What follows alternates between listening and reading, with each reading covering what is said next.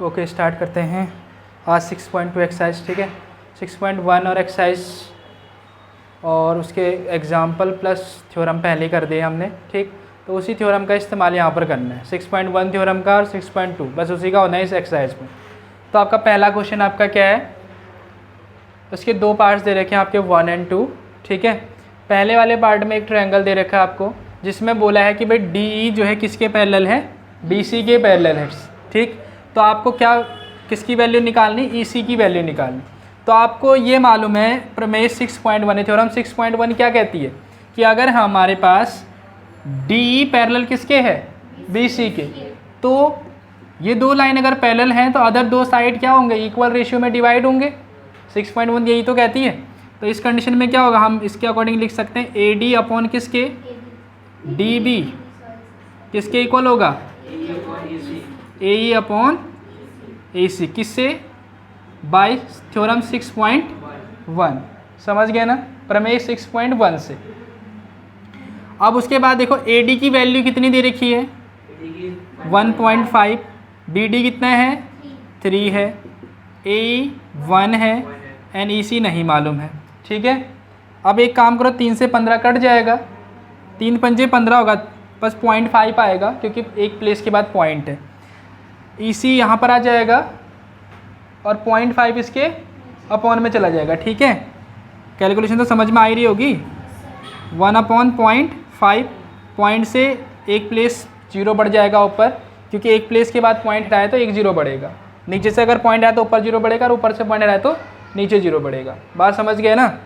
तो 5 से 10 कट जाएगा 2 बार, तो EC इक्वल्स टू कितना आ जाएगा आपके पास, 2 सेंटीमीटर में है तो सेंटीमीटर आ जाएगा। इतनी बात क्लियर है। ऐसे सेम इसमें भी करना है आपके पास। यहाँ पर भी देखो DE किसके पैरेलल दे रखा है, BC के पैरेलल दे रखा है। तो उस कंडीशन में क्या होगा, AD अपॉन DB और equals to AE upon EC। ये भी थ्योरम से 6.1 से ही होगा। समझ गए। तो अब बताओ ज़रा, ये AD की वैल्यू कितनी है, नहीं मालूम है। DB की वैल्यू 7.2 है और AE आपके पास 1.8 है और ये 5.4 है।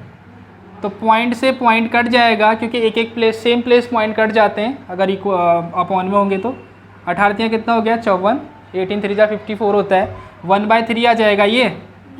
अब 72 ऊपर चला जाएगा, AD तो वैसे ही रहेगा, क्रॉस मल्टीप्लाई हो जाते हैं ना, इसकी मल्टीप्लाई इसके साथ, इसकी मल्टीप्लाई इसके साथ, बट हमको केवल AD यहाँ पर चाहिए तो AD छोड़ दो यहीं, बाकी ये अपॉन में है, यहाँ मल्टीप्लाई में चला जाएगा। तो 7.2 अपॉन में क्या आएगा, 3, 3 से कट जाएगा ये, 72 3 से कट जाता है ना। अभी आप 7.2 मत समझ, 72 समझ लो। तो कितना आएगा, 3 दूनी 6, 3 चौक 12, 24 आया। अब एक प्लेस पॉइंट है तो 2.4 आ जाएगा, एक प्लेस पॉइंट लग जाएगा। तो AD की वैल्यू कितनी आ जाएगी, 2.4 आ जाएगी। बात समझ में आ गई ना, कर लो फिर इसको। देखो सेकंड वाला क्वेश्चन, सारे वैल्यू आपके पास है, सिर्फ आपको इसमें क्या करना है, चेक करना है। समझ गए ना, चेक क्या करना है, क्या EF समांतर है QR के। अच्छा एक चीज़ बताओ, ये EF इस ट्रायंगल में देखो, ट्रायंगल PQR है हमारे पास, दिया हुआ आपके बुक में सारा लिखा हुआ है, देखना। जिसमें PQR ट्रायंगल है, जिसमें EF जो है QR के पैरेलल दिया है या नहीं दिया है, वो डिपेंड करेगा इन वैल्यूज़ पर। हाँ वैसे तो चेक करना है ना हमको। अब मुझे ये बताओ कि EF जो है QR के समांतर कब आएगा, बताओ। EF जो है QR के पैरेलल कब आएगा, जब ये PE अपॉन EQ किसके इक्वल हो जाएगा, PF अपॉन FR के। जब ये दोनों अनुपात आपस में इक्वल हो जाए तभी तो ये रेशियो इक्वल आएगा, ओ सॉरी, तभी तो ये दोनों लाइन आपस में पैरेलल आएंगी। भाई थेल्स पर में अभी तक वही तो पढ़ रहे हैं हम। थेल्स पर में क्या कहता है कि अगर ये दोनों पैरेलल हैं आपस में, तो ये जो है इक्वल रेशियो में डिवाइड होंगे, ये वाले। यही तो मतलब है। अगर हमारे पास, सुन लो, हमको क्या करना है, अगर हमारे पास PE अपॉन EQ की जो वैल्यू है PF अपॉन FR के इक्वल आ जाती है, तब हम कहेंगे, तब क्या कहेंगे, तब EF किसके समांतर होगा, यानी EF पैरेलल हो जाएगा QR के। ठीक है, तो एक एक करके चेक करते हैं। सबसे फर्स्ट वाला चेक करते हैं, ये इस वाली लाइन को चेक करते हैं। पहले तो आप चेक करो PE अपॉन ई क्यू की वैल्यू चेक करो, पी कितना है यहाँ पर 3.9 अपॉन ई क्यू कितना है 3 से कट गया, ये 3 3 जा 9 13 आया, 1.3 हुआ, 1.3 का मतलब पॉइंट हट गया, नीचे 10 आ गया, एक प्लेस पॉइंट हो गया, यानी ये आ जाएगा आपका 13/, इतनी बात क्लियर हो गई। ये इसकी value I P E upon E Q की।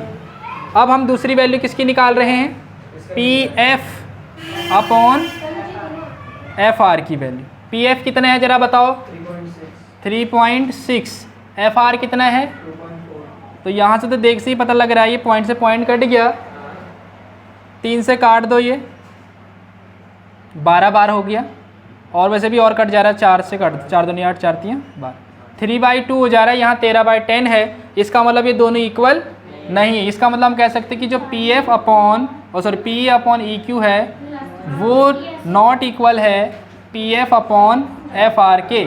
जब ये इक्वल नहीं है तो हम कहेंगे ये पैरेलल आपस में नहीं है, यही तो कहेंगे। इतनी बात समझ में आ गई।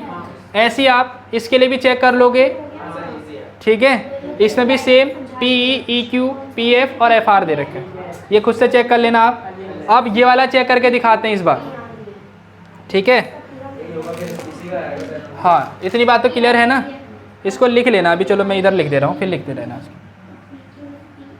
इसको चेक करो, सबसे फर्स्ट आपको देखो P E upon E Q check करना, P E upon E Q किसके लिए चेक कर रहा हूँ मैं, थर्ड वाले के लिए। सेकंड वाला आप खुद से चेक करना, ठीक है। थर्ड वाला देखो, अब यहाँ देखो पी ई है, लेकिन हमको किसकी वैल्यू दे रखी है, पी क्यू की वैल्यू दे रखी है।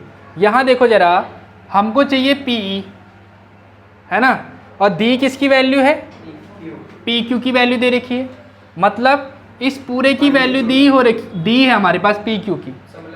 हाँ, अगर सुन लो, अगर हमारे पास इस पी क्यू में से अगर हम किसको माइनस कर दें, ई क्यू को माइनस कर दें, तो हमारे पास पी ई आएगा।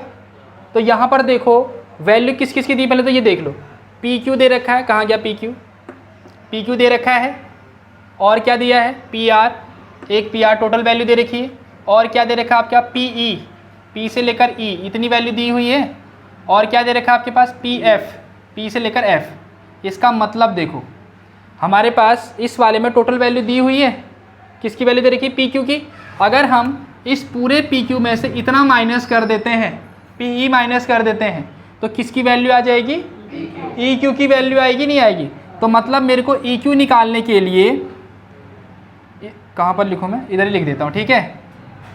ई क्यू निकालने के लिए मेरे को करना पड़ेगा, पी ई में से किसको माइनस करना पड़ेगा, पी, ओ उल्टा लिख दिया, पी क्यू में से माइनस करना पड़ेगा पी ई। पी क्यू की वैल्यू टोटल कितनी है 1.28 माइनस पी ई कितना है 0.18 बोलते हैं, ठीक है। अब इन दोनों को माइनस कर दो, ये 0 ये 1 ये 1, इतनी बात क्लियर है। माइनस करना समझ गए ना, 1.28 में से पॉइंट के नीचे पॉइंट, पॉइंट के बाद क्या है यहाँ 18, अब पॉइंट से पहले कितना है 0, अब माइनस का जरा 8 में 8 0, 2 में 1 1 और 1 में 0 1, 1.10। तो इसका मतलब ई क्यू आपके पास कितना आया 1.10 या 1.1 भी कह सकते हो, आपकी मर्जी, चलो छोड़ो। अगली बार अब आपको निकालना क्या दूसरा, अब यहाँ पर भी आपको देखो क्या दे रखा है, टोटल मिला के पी आर दे रखा है, और क्या दे रखा है पी एफ दे रखा है, और हमको क्या चाहिए और एफ आर चाहिए ना। तो एफ आर निकालने के लिए मेरे को क्या करना पड़ेगा, किस में से पी आर में से क्या माइनस करना पड़ेगा, पी एफ माइनस करना पड़ेगा। पी आर कितना है, किधर गया, पी से लेकर आर तक कितनी वैल्यू दे रखी है 2.56, और माइनस पी एफ कहाँ है, ये है 0.36, तो कितना आएगा 2.20, इतना आएगा बस। अब सारी वैल्यू आपको पता लग चुकी है, एक एक करके रखो। पी ई कितना है, किधर गया पी ई, पी से लेकर ई कितना दे रखा था, ये 0.18, ई क्यू कितना है 1.10। देखो पॉइंट के प्लेस बराबर हैं, पॉइंट से पॉइंट काट दो, ये आ जाएगा 18/110। अब किससे कटेगा ज़रा ये बताओ तो, 2 से काट दो, ठीक है। ये आ जाएगा 9/55, सही है। अगला क्या है आपके पास, P F upon F R है। पी एफ कितना है ज़रा बताओ तो, 0.36 है ना, और एफ आर कितना है, अभी आया हमारे पास 2.2, पॉइंट से पॉइंट कट जाएगा और ये आ जाएगा आपका 36/220 कि 2 से कट जाएगा, ये 2 नहीं 18 बार कटेगा है ना, वैसे भी डायरेक्ट भी काट सकते, चलो 18 हो जाएगा, 110 आ जाएगा, फिर उसके बाद 2 से और कट जाएगा, ये 55। इसका मतलब 9/55, ये भी 9/55 दोनों इक्वल आ गए। इसका मतलब हम कह सकते हैं कि जो P E upon E Q है वो किसके इक्वल आ चुका है आपके पास, P F upon F R के इक्वल आ चुका है। अतः हम कहेंगे कि ई एफ किसके पैरेलल होगा, क्यू आर के पैरेलल होगा।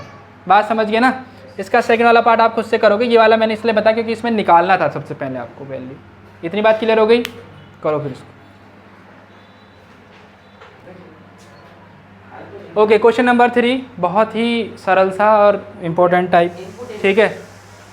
ये चित्र है, आपको दिया होगा एग्जाम में भी चित्र, ठीक है।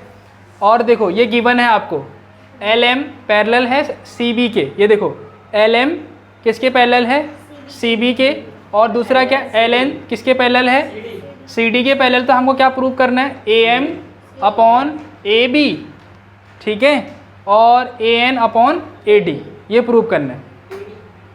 इतनी बात समझ में आ गई।